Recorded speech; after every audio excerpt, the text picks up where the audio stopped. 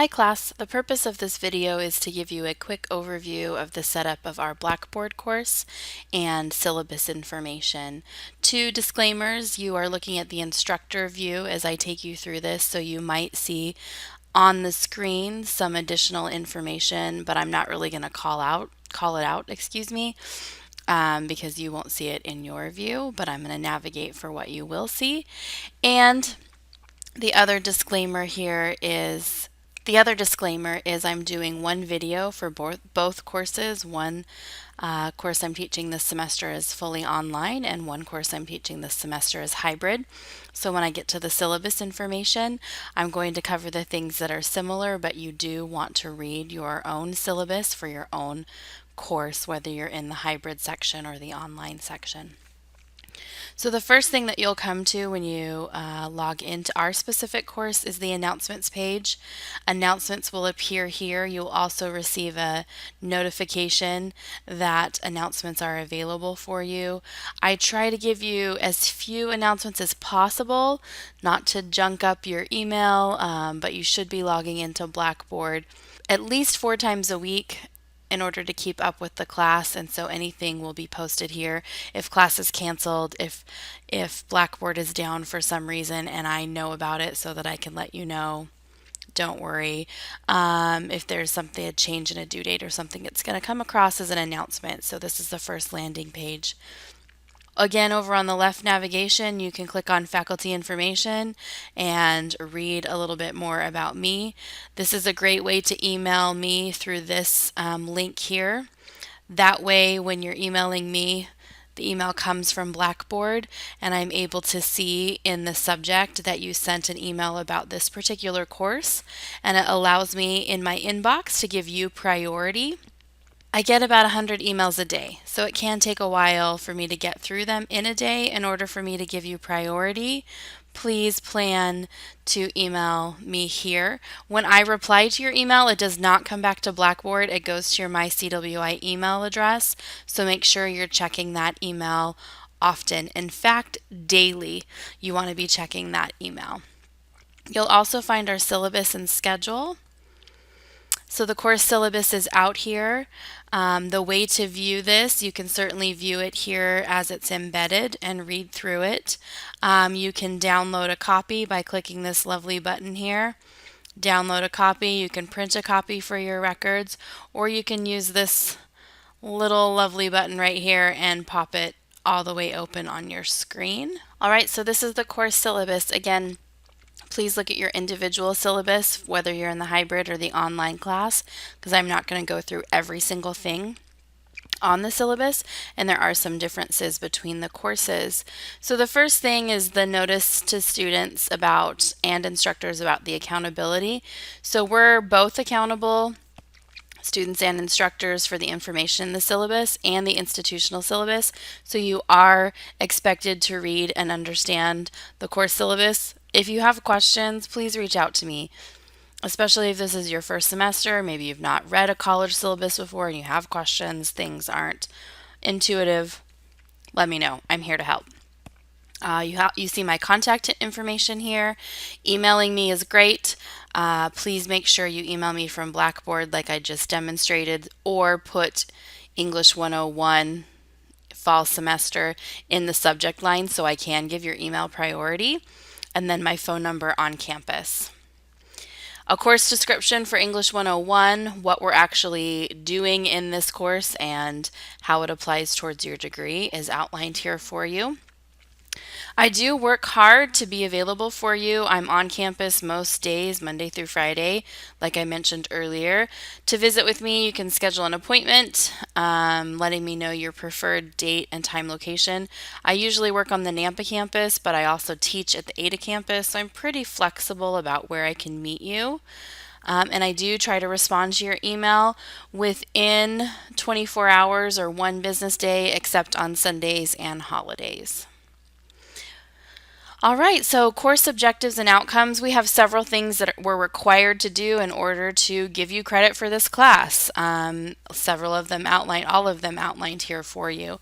So please give that a look and let me know if you have questions. But basically, everything we do is going to lead back to this. How is it supporting the course objectives and outcomes?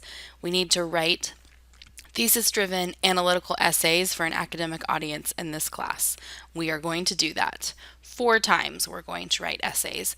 So all of these things listed here, the last one, learn to critique, own, and others' work. That's why we're going to have peer evaluations in this course. So a lot going on in this course this semester. Outcomes assessment. So we do have to complete 16 to 20 pages of formal writing. So that's why all 4 of your essays have to be a minimum of 4 pages. By the end of the semester, you have to have 16 total pages. That's how the math works out for us. You need to produce and submit informal writing, which is your writing responses throughout the class, and weekly assignments. You're going to be reviewing and commenting on your peers' assignments, so that their essays, their writing, your perspective as a reader and a peer who is also attempting to write a similar essay. And submitting an outcomes essay for review, and I'll cover that a little bit more. Grading policy, I tend to start out with the intent of 900 to 1,000 points is an A, 8 to 899 is a B, 7 to 799 is a C. I don't give Ds. You have to earn a C in order to pass this class. Sometimes we'll be working through the semester and I'll cancel an assignment or change a due date or something, which means we don't ultimately end up exactly at 1,000 points, but I will post what points are required as we go. But if you're watching your grade in Blackboard as we go, you'll be seeing how things are going. It's usually quite close to 1,000 points, so you can start gauging what your grade's going to be as we go. Other requirements to pass English 101 besides having 700 points or higher. Several things you'll want to be aware of. First, you need to earn a C or better on all 4 essays. In fact, this should say essays, not papers, so I might fix that in your course syllabi. You are allowed to rewrite any essays throughout the semester, essays 1, 2, and 3, to earn a higher grade. So that is an opportunity. If you don't do well on a particular essay for whatever reason, you have the opportunity to rewrite essay 1, 2, or 3. There's not time to rewrite essay 4 as it's due at the end of the semester, so you want to be making sure you're paying attention to your grade as we go throughout the semester, and if you do not earn the minimum C grade on essay 1, 2, or 3, you have the ability to revise and resubmit, and I'll work with you on that.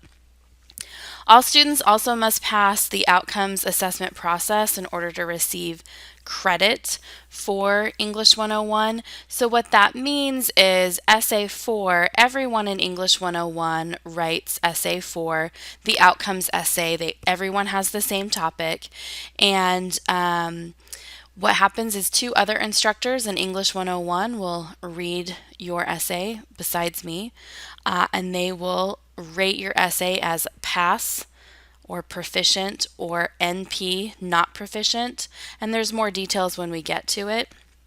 And if your essay 4 receives not proficient from me and one of those other 2 instructors, then your whole essay portfolio, essay 1, 2, 3, and 4, will go for review to see if overall you have met the minimum requirements to pass English 101. This is why I require you to have a C or better on all essays.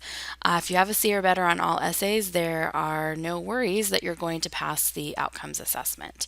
So as we get to this towards the end of the semester, what the specific outcomes essay assignment is, although you can view it in Blackboard, it's already posted, and the outcomes process, we'll go over it more in detail, but you do have to pass the outcomes essay and or portfolio review in order to receive credit for the class. Plagiarism on the outcomes essay and all other essays in this class is not allowed. If there is a proof of plagiarism, you will receive an automatic F for the course. We'll spend some time on plagiarism too. Textbooks required for this course. I do require that you have a copy of Joining the Conversation 3rd edition. I also provide a video in your Blackboard shell about why this book is awesome and why we're using it and why it's going to be so helpful for this course. You are also going to need a reliable computer with internet access. Things happen, so I also recommend you have a backup option should your primary access fail for any reason. On-campus computer labs are a good backup option, but the access is limited because of building hours, so make sure you plan ahead. And just be aware if you're using a mobile device to interact with the course materials, Blackboard isn't 100% mobile friendly on every single thing, so you may find it difficult. And I would plan to make sure you have access to a computer.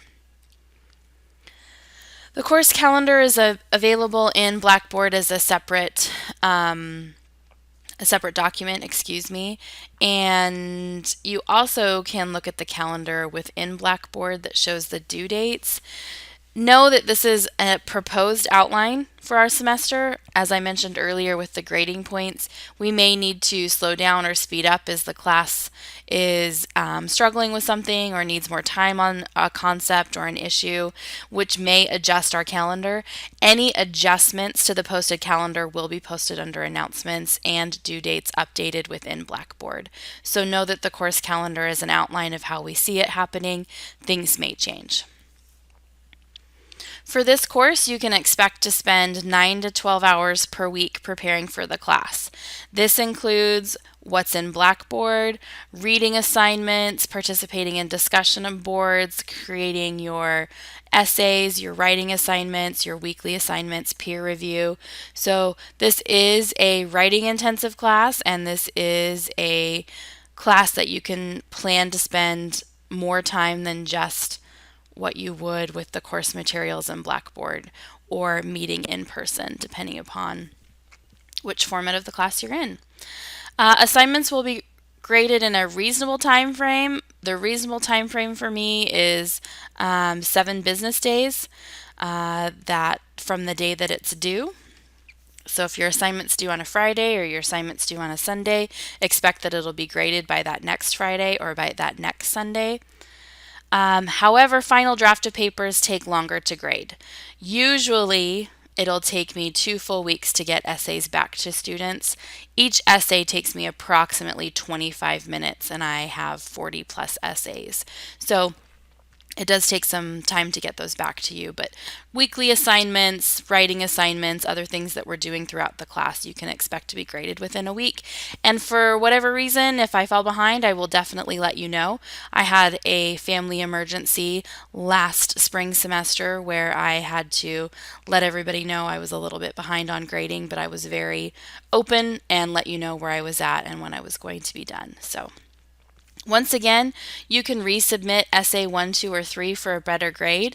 However, the original deadline for the essay must have been met. So it can't be a late paper and then you try to revise for a better grade. Speaking of late paper, late work is not accepted. You want to stay on top of this class.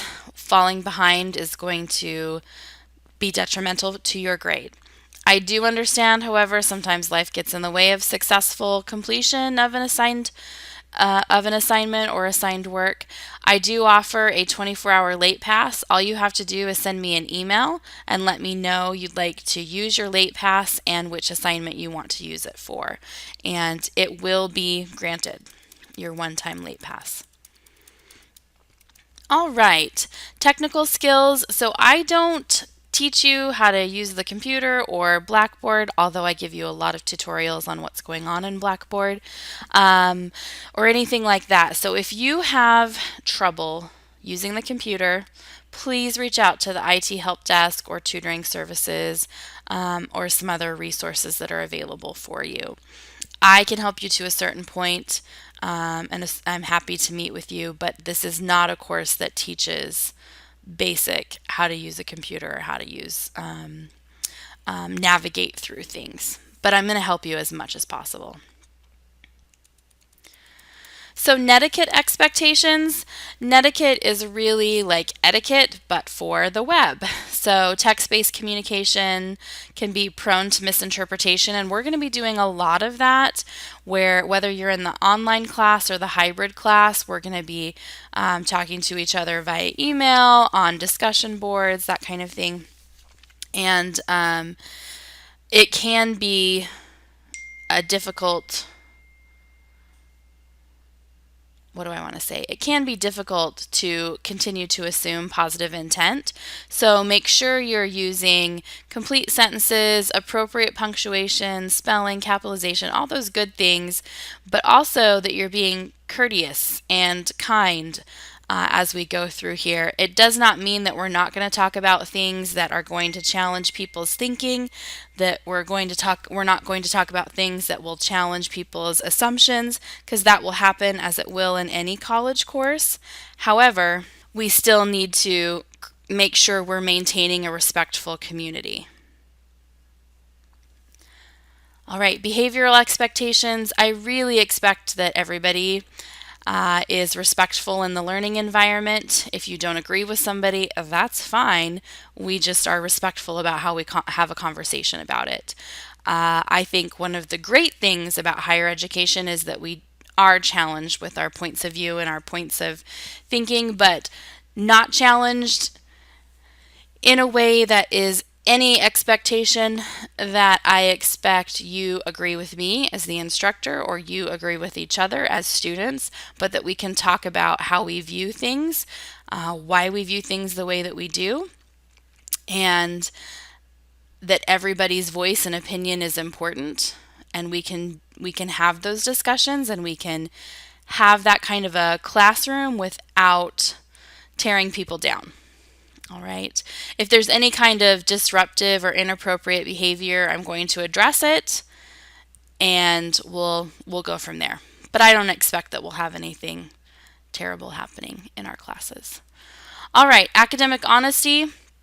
So make sure that you are submitting your own original ideas, your own work, and avoiding plagiarism, which we will spend some time on understanding plagiarism in the course.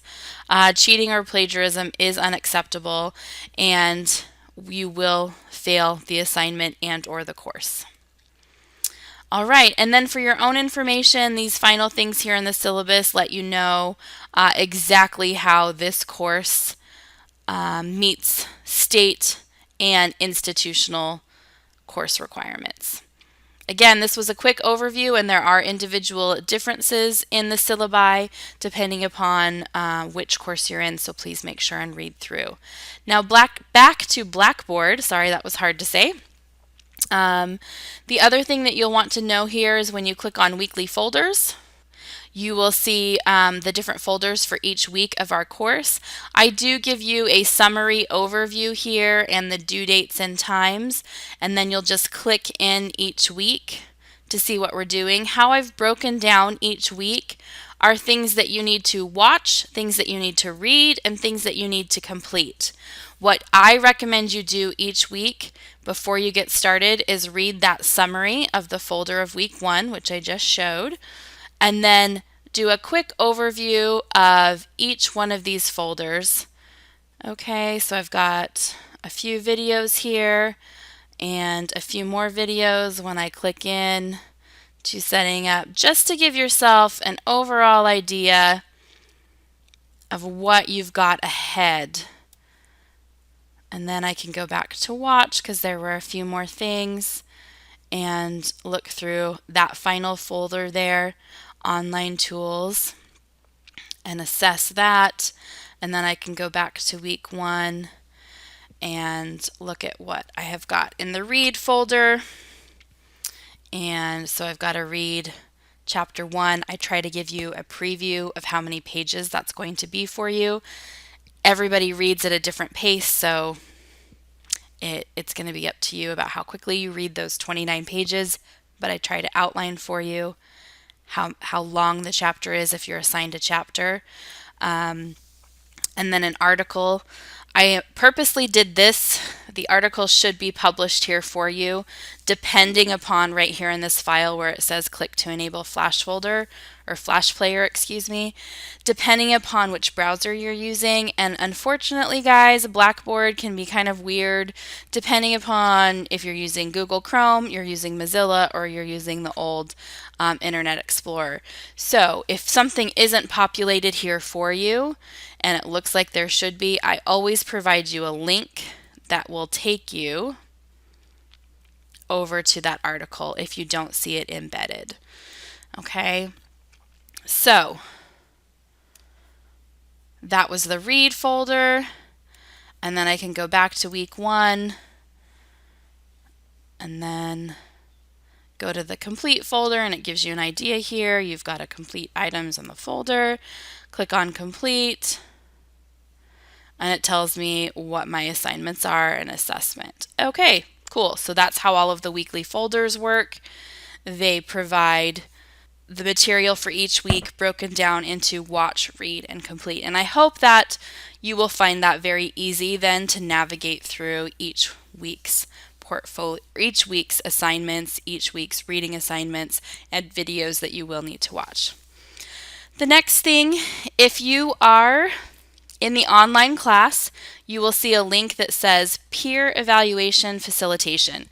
So if you're in the hybrid class, we will do peer evaluation in course, in the class when we meet on Saturdays. If you're online, we do peer evaluations through the discussion board. So I do want to show you this here. When you click on Peer Evaluation Facilitation, the peer evaluation assignments are here for you. You want to be very clear and read these instructions. They are different for each essay. We do different types of peer feedback for each essay. So read the assignment. Once you've read the assignment, you click on Peer Evaluation Essay 1, or whatever essay it is, and you click on Create Thread for your assignment. All right. Again, reading the actual assignment each time is going to be key for you. All right. And then for everybody, whether you're in the online or hybrid, you'll see the tab Submit Essays here. So when you see the Submit Essays here, I've literally called out for you the easiest way to view all of the essay information and where to submit the assignments. So you can read through the Essay 1 assignment sheet, or you can wait for the folder that tells you to do that. And here is where you will submit your rough draft, and here is where you will submit your final draft for each essay. So I tried to make that super easy for you. While we're here, I want to show you a couple things about submitting assignment. Now this, how to submit an assignment, I'm going to show you both ways for your weekly assignment and your draft.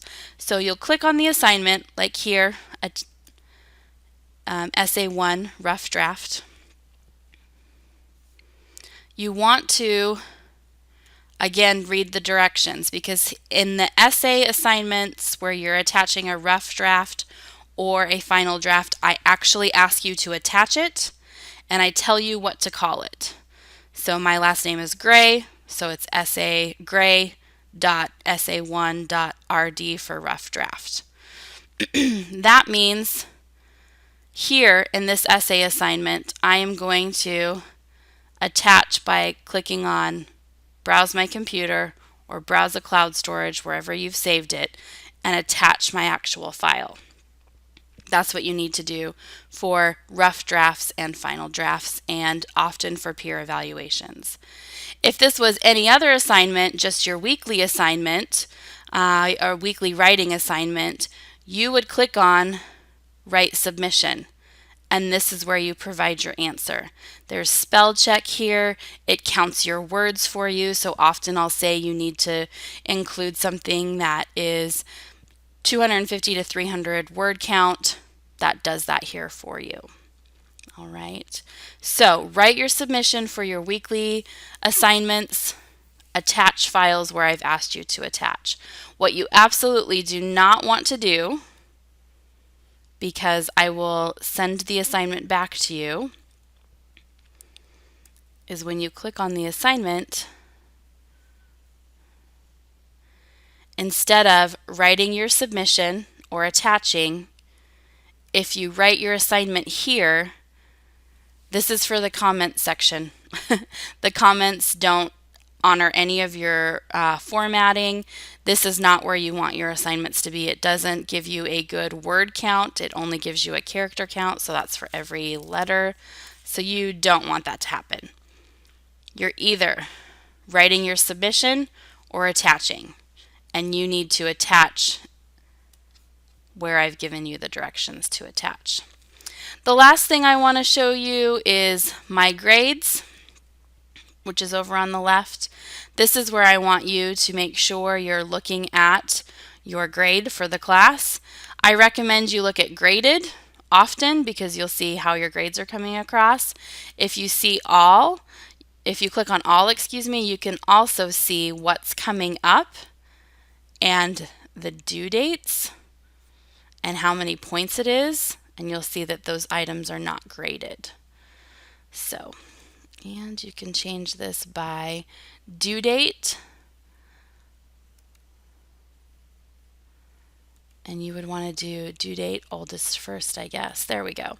So here you can see your items as they're due. When are they due? Going through all of that. And that is your overview of our syllabus and our Blackboard shell. Let me know if you have any questions.